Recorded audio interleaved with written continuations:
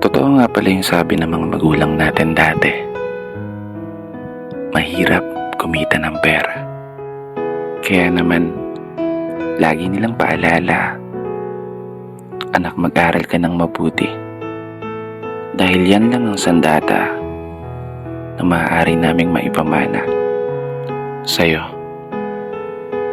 Isang sandata na magagamit mo sa mga panahong wala na kami sa tabi mo.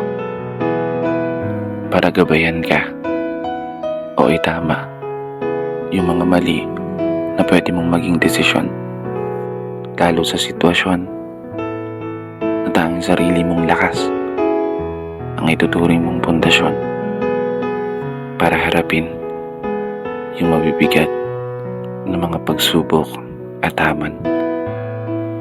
Tama talaga kayo. Tama lahat ng mga sinabi nyo.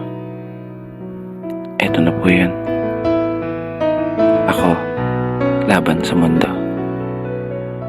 Ako, para sa pangarap ko. Di ko may tatanggi. Minsan ko na rin hiniling ang mabilis na paglaki. Dahilan para ang inyong mga pamahan at paalala ay nagawa akong may santabi. Aminadong nakagawa rin ng mga pagkakamali.